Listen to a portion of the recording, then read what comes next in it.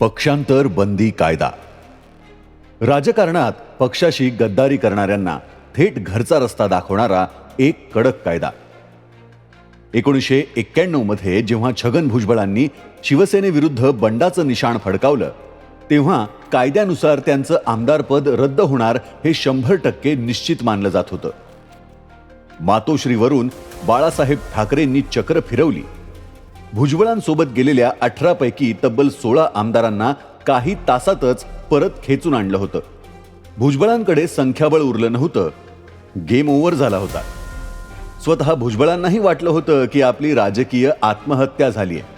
संपूर्ण महाराष्ट्र ज्या क्षणी भुजबळांच्या राजकीय अंताची वाट पाहत होता त्याच क्षणी विधानसभेत एक असा निकाल देण्यात आला ज्याने अख्ख्या देशाच्या संसदीय इतिहासाला एक प्रचंड मोठा धक्का दिला. हा निकाल दिला होता महाराष्ट्राच्या इतिहासातले अत्यंत चाणाक्ष विधानसभा अध्यक्ष मधुकरराव चौधरी यांनी. कायद्याच्या अशा काही खाचाखोचा आणि पळवाटा त्यांनी शोधून काढल्या ज्याने एका रात्रीत पराभवाच्या गर्तेत गेलेले छगन भुजबळ थेट सत्तेच्या शिखरावर पोहोचले. असा काय होता तो ऐतिहासिक निकाल आणि चौधरींच्या त्या एका चातुर्याने भुजबळांचं बंड कसं यशस्वी झालं? पाहूया सरकार नामाच्या राजकारण या पॉडकास्टमध्ये. नमस्कार, मी श्रेयस अक्कलकोटकर. तारीख 5 डिसेंबर 1991. नागपूरच्या गुलाबी थंडीतील तो नेहमीचाच एक दिवस होता. विधिमंडळाचं हिवाळी अधिवेशन नेहमीप्रमाणे सुरू होतं.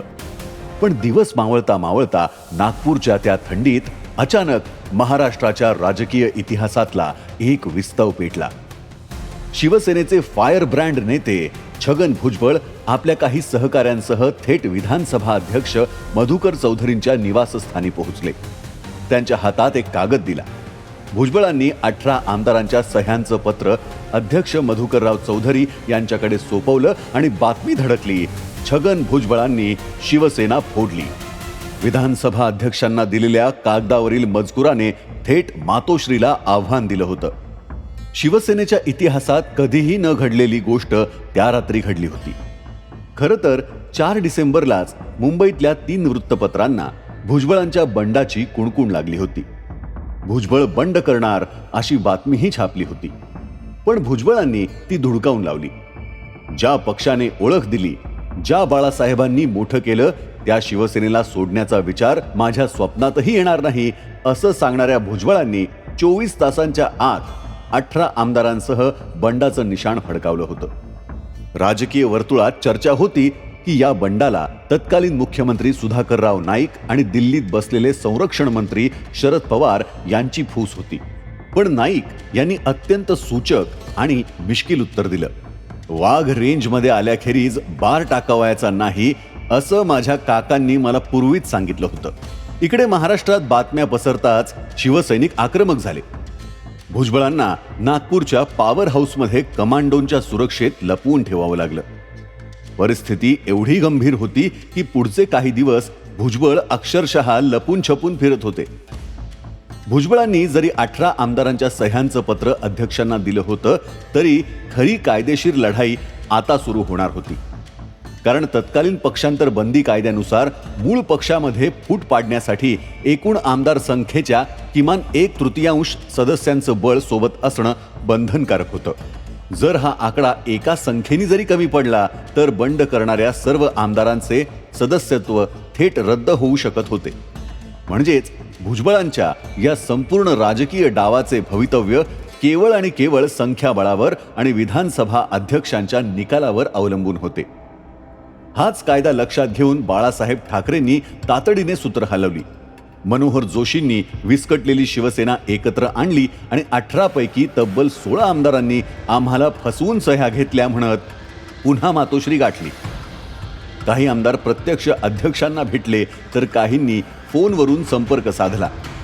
पक्षांतर बंदी कायद्यानुसार मूळ पक्षातून फुटण्यासाठी किमान 1/3 आमदारांची गरज होती. पण 16 आमदार परत फिरल्यामुळं भुजबळांकडे आवश्यक आकडा नव्हता. त्यामुळे भुजबळ आणि त्यांच्यासोबत शेवटपर्यंत राहिलेल्या राजेंद्र गोडे यांच्या भविष्याबाबत प्रश्नचिन्ह निर्माण झालं होतं. विधानसभा अध्यक्षांसमोर जेव्हा सुनावणी सुरू झाली तेव्हा शिवसेनेने भुजबळांचे आमदारपद बेकायदेशीर ठरवून ते रद्द करण्याची आक्रमक मागणी केली. भुजबळांना घाम सुटला होता, कारण आता त्यांचा गेम उलटा पडला होता. पण याच अत्यंत नाजूक वळणावर एंट्री घेतली अध्यक्ष मधुकरराव चौधरी यांनी. चौधरी हे जवळपास 40 वर्षे महाराष्ट्राच्या राजकारणात सक्रिय होते. त्यांना कायद्याचे नियम, उपनियम आणि त्यातील पळवाटा अगदी तोंडपाठ होत्या. त्यांनी जो निकाल दिला त्याने सभागृहात शांतता पसरली. चौधरींनी शिवसेनेचा आक्षेप फेटाळून लावला. ते आपल्या निकालात म्हणाले, परवा जेव्हा 18 आमदार माझ्या दालनात प्रत्यक्ष उभे राहिले आणि मी त्यांच्या स्वाक्षऱ्या घेतल्या, त्याच क्षणी कायदेशीररित्या 1/3 फुटीवर शिक्कामोर्तब झालं होतं. तो कायदा तिथेच पूर्ण झाला होता. त्यानंतर आमदारांनी घेतलेला यू टर्न, मनोहर जोशींनी आणलेली पत्रे किंवा आमदारांची झालेली ओळख परेड या सर्व गोष्टी जरी प्रकरणाशी संबंधित असल्या तरी कायदेशीर भाषेनुसार त्या पूर्णतः वेगवेगळ्या घटना आहेत. अध्यक्षांनी प्रत्येक घटना वेगळी मानली. त्यांनी कायद्यानुसार पहिली अधिकृत कृती हीच कायदेशीर फूट मानली. त्यानुसार 18 आमदारांनी एकत्र येऊन जेव्हा पहिल्यांदा पत्र दिलं तीच खरी फूट मानून चौधरींनी भुजबळ यांच्या गटाला शिवसेना गट ब म्हणून अधिकृत मान्यता देऊन टाकली. एका फटक्यात भुजबळांचं आमदारपद तर वाचलंच, पण त्यांना कायदेशीर कवचही मिळालं. या निकालाने देशातील कायदेतज्ञांनाही थक्क केलं, कारण पक्षांतर बंदी कायद्याच्या अंमलबजावणीमध्ये अध्यक्षांच्या स्वेच्छाधिकाराचा आणि घटनात्मक व्याख्यांचा इतका हुशार वापर यापूर्वी कधीही पाहिला गेला नव्हता. अध्यक्षांच्या या अभूतपूर्व निर्णयाने संपूर्ण विरोधी पक्ष अवाक झाला. शिवसेनेचे काही आमदार तर संतापाच्या भरात थेट अध्यक्षांच्या आसनाकडे धावून गेले, पण चौधरी आपल्या निर्णयावर ठाम होते. पण भुजबळांच्या पुढच्या अडचणी संपल्या नव्हत्या. बाळासाहेब ठाकरे आणि मनोहर जोशी यांनी 18 पैकी 8 आमदारांना शिवसेनेकडे परत फिरवलं. 8ही आमदारांनी शिवसेनेसोबत राहण्याचं पत्र दिलं. उच्च न्यायालयात सादर केलेल्या प्रतिज्ञापत्रावरही या 8 जणांनी सह्या केल्या. इथे पुन्हा 1/3 नियम आडवा आला. भुजबळांना शिवसेना गट ब काँग्रेसमध्ये विलीन व्हायचे असल्यास 18 पैकी किमान 12 सदस्यांची गरज होती. भुजबळांकडे 10 आमदार राहिले होते, त्यामुळे भुजबळांचा काँग्रेसमधील प्रवेश लांबला होता. अखेर 18 डिसेंबरच्या रात्री शेवटच्या क्षणी प्रदीप वडनेरे आणि बबनराव वाघचौरे या 2 आमदारांनी काँग्रेस विलिनीकरणाच्या पत्रावर सह्या केल्या.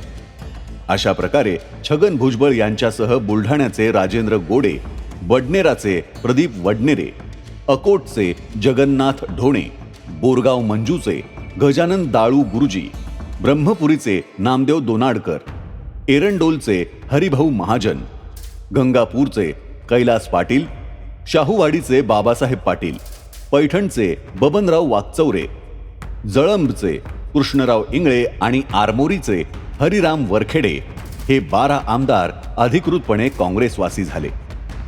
शिवसेनेने या पूर्ण प्रक्रियेविरोधात आणि अध्यक्षांच्या निकालावर आक्षेप घेत थेट सर्वोच्च न्यायालयापर्यंत धाव घेतली. पण मधुकरराव चौधरींनी आपला निकाल कायद्याच्या चौकटीत राहून इतक्या कौशल्याने ड्राफ्ट केला होता की तो उच्च न्यायालय आणि सुप्रीम कोर्टातही तंतोतंत टिकला. न्यायालयानेही मान्य केलं की विधानसभा अध्यक्षांनी त्या 17 दिवसात दिलेले निर्णय आणि लावलेला कायद्याचा अर्थ हा पूर्णपणे संविधानाच्या चौकटीत बसणारा होता. बंड सुरू झाल्याच्या 17व्या दिवशी छगन भुजबळांनी कॅबिनेट मंत्री म्हणून शपथ घेतली आणि हे बंड यशस्वी ठरलं. मित्रांनो, 1991 सालचं छगन भुजबळांचं हे बंड केवळ एका पक्षाची फूट नव्हती, तर विधानसभा अध्यक्षांचा अधिकार, कायद्यातील पळवाटा यांचा उहापोह करणारी घटना होती. मधुकरराव चौधरींनी दिलेल्या त्या एका निकालाने महाराष्ट्राच्या राजकारणाची दिशा कायमची बदलून टाकली. आज 35 वर्षांनंतरही जेव्हा आपण महाराष्ट्रात सत्ता संघर्ष पाहतो, विधानसभा अध्यक्षांच्या निकालांकडे संपूर्ण देशाचं लक्ष लागून राहतं, तेव्हा विचार येतो, राजकारणात इतिहास स्वतःला किती अचूकपणे पुनरावृत्त करतो ना. तर हे होतं सरकार नामाचं राजकारण पॉडकास्ट. हे पॉडकास्ट तुम्हाला कसं वाटलं हे आमच्यापर्यंत इथे खाली कमेंट्स करून जरूर पोहोचवा. त्याला रेटिंग द्या आणि शेअर करायलाही विसरू नका. भेटूया पुढच्या आठवड्यात पुन्हा एका नवीन राजकीय विषयासह. तोपर्यंत धन्यवाद. या पॉडकास्टसाठी माहिती संकलन आणि संहिता लेखन केलं आहे ऋषिकेश नळगुणे यांनी.